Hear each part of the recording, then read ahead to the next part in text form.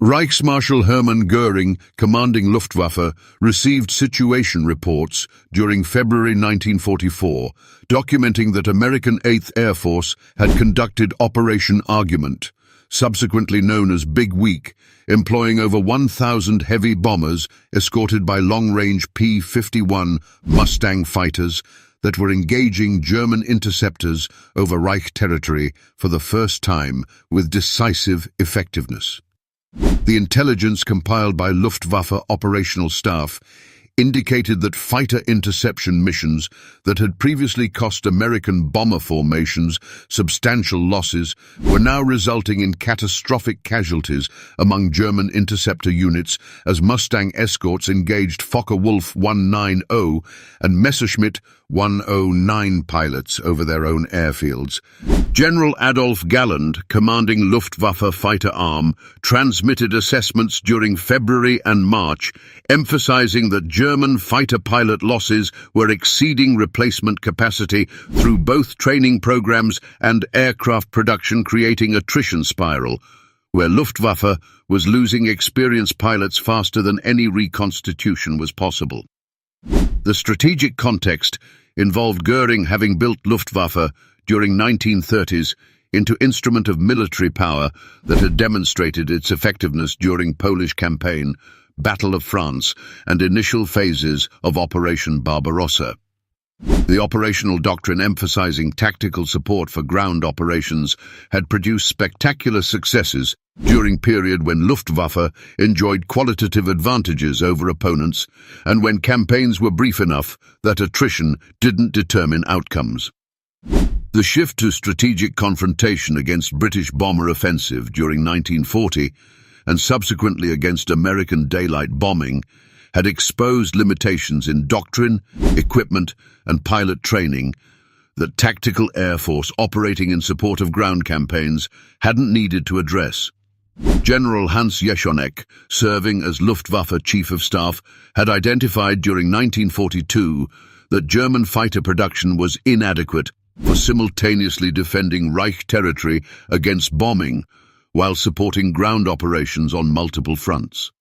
The recommendations that Jeschonnek transmitted to Göring emphasized prioritizing fighter production over bomber construction, arguing that defending German industrial capacity was prerequisite for sustaining any military operations.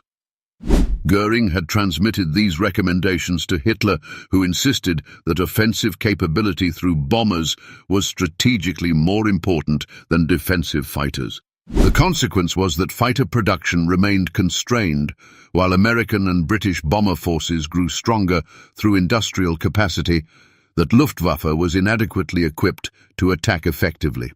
The Battle of Britain during 1940 had provided first indication that Luftwaffe faced strategic limitations when operations extended beyond close support of ground forces. The failure to defeat Royal Air Force and compel British capitulation demonstrated that Göring's confident promises about Luftwaffe's capabilities exceeded what force structure, pilot numbers, and aircraft range could deliver.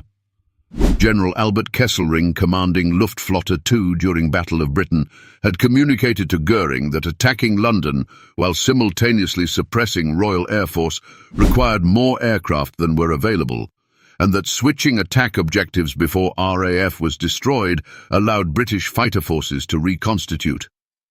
Göring's response involved criticizing commanders rather than acknowledging that commitments had exceeded capabilities. The escalating Allied bomber offensive during 1943 created crisis where Luftwaffe Fighter Arm was committed to defending Reich while simultaneously being required for supporting Eastern Front and Mediterranean operations. General Erhard Milch, serving as State Secretary for Aviation and Inspector General of Luftwaffe, presented production statistics during 1943 demonstrating that aircraft losses in all theaters exceeded production by substantial margins and that pilot losses, particularly among experienced formations, were creating quality degradation that numbers alone couldn't measure. The recommendation that Milch advanced involved concentrating production on single-engine fighters and drastically simplifying aircraft types to maximize output from available industrial capacity. Göring forwarded recommendations, but Hitler's insistence on pursuing wonder weapons, including jet aircraft programs, delayed implementation of rational production priorities. The Schweinfurt raids during August and October 1943, where American 8th Air Force attacked ball-bearing production facilities, demonstrated both Luftwaffe's continued capability for inflicting severe losses on unescorted bombers and the limitation that without long-range escort American bombing couldn't be sustained against heavily defended targets. The October Schweinfurt raid resulted in American losses of 60 bombers in single mission, creating crisis in American command about whether strategic bombing campaign could continue. Göring interpreted high American losses as evidence that Luftwaffe had solved bomber defense problem. The interpretation was catastrophically wrong because American development of P-51 Mustang, fitted with drop tanks, enabling escort to Berlin and beyond, was already in advanced stages. Galland's warnings during late 1943 that American long-range escort fighters would appear over Reich and that Luftwaffe lacked aircraft and pilots for contesting them, were dismissed by Göring, who insisted that American fighters couldn't reach German targets, and that any aircraft appearing over Reich claiming to be fighters must be captured aircraft. The refusal to accept intelligence indicating American technical achievement reflected wishful thinking that prevented implementing responses that might have mitigated impact when P-51 escorts appeared in numbers during early 1944. The institutional culture where Göring rejected unwelcome professional assessments had prevented Luftwaffe from adapting doctrine and force structure to changing threats throughout war. The consequences of American escort fighter appearance during Big Week in February 1944 extended beyond immediate battle losses, involving fundamental shift in strategic air war, where Luftwaffe could no longer contest Allied air superiority over Western Europe. The fighter pilots who were lost during February and March 1944, defending against escorted American raids, included disproportionate number of experienced pilots whose combat knowledge couldn't be replaced through training programs, producing pilots with average of 150 flying hours compared to over 300 hours that pre-war pilots had received. The experience gap between Luftwaffe pilots and Allied pilots who were receiving more extensive training and arriving in theaters at rates Luftwaffe couldn't match was progressively widening.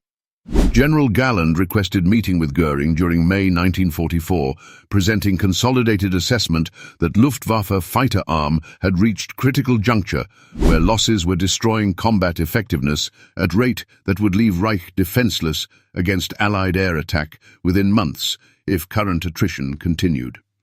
The documentation included pilot loss figures, aircraft loss rates, training program output, and projected future capability assessments that collectively demonstrated Luftwaffe was losing strategic air war comprehensively.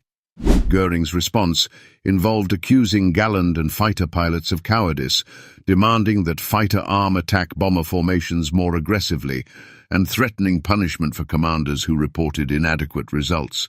The confrontation between Göring and fighter pilot leadership during 1944 became institutionalized conflict where professional military assessments about Luftwaffe capabilities were systematically rejected by commander who had built organization and whose personal reputation was invested in its success.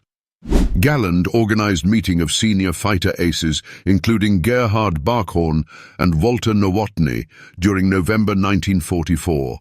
Presenting to Göring documented evidence that current tactics and leadership were destroying Luftwaffe fighter arm. The gathering became known as Mutiny of the Aces, representing organized professional protest against Göring's rejection of competent military judgment. Göring's response involved threatening court-martial proceedings and assigning Galland to command small jet fighter unit far from strategic influence. The failed promise of Stalingrad airlift during winter 1942 to 1943 had provided earlier demonstration that Göring's commitments about Luftwaffe capabilities exceeded what force actually possessed. The assurance transmitted to Hitler that Luftwaffe could supply 6th Army trapped at Stalingrad with 300 tons daily required aircraft numbers and operational conditions that didn't exist. General Wolfram von Richthofen, commanding 4th Air Fleet, had communicated to Göring before commitment was made that required tonnage was impossible with available aircraft even in optimal weather conditions, and that Soviet air defenses would further reduce delivery rates. Göring transmitted promise to Hitler anyway. The actual deliveries averaged 60 to 80 tons daily, at best representing fraction of what encircled army required and contributing to 6th Army's eventual destruction.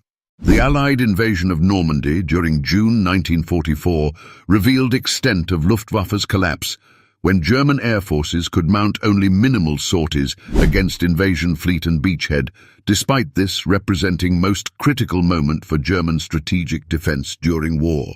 The contrast between Luftwaffe that had supported Wehrmacht's victorious advances during 1940 and 1941 and Air Force that could deploy fewer than 100 sorties daily against Allied landings in 1944 illustrated magnitude of decline. The pilots and aircraft that might have contested Normandy landings had been consumed in Reich air defense missions against American bombing campaigns and in attrition battles that Luftwaffe's force structure couldn't sustain. When Hermann Göring faced failure of Luftwaffe during 1944, the experience involved confronting that organization he had built and championed had been defeated through combination of Allied industrial superiority, technical innovation, including long-range escort fighters, pilot attrition exceeding replacement capacity, and doctrinal failures that Göring's rejection of professional military advice had prevented addressing. The personal dimension was that Göring's grandiose promises about Luftwaffe's capabilities had driven commitments, including Stalingrad airlift, that exceeded what force actually possessed.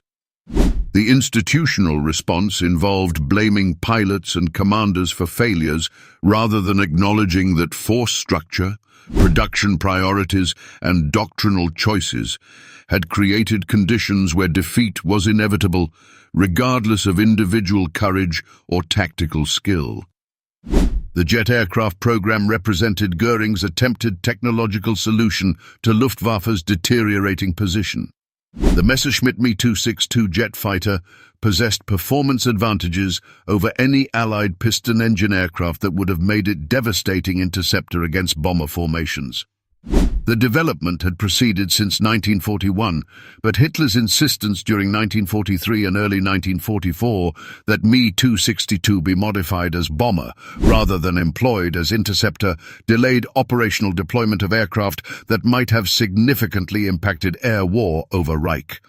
Galland and other fighter commanders argued consistently that Me-262 as pure interceptor could restore some equilibrium against American bombing. Göring transmitted these recommendations without sufficient force to overcome Hitler's preference for offensive employment, and the delays cost months during which Luftwaffe was being destroyed in conventional fighter engagements.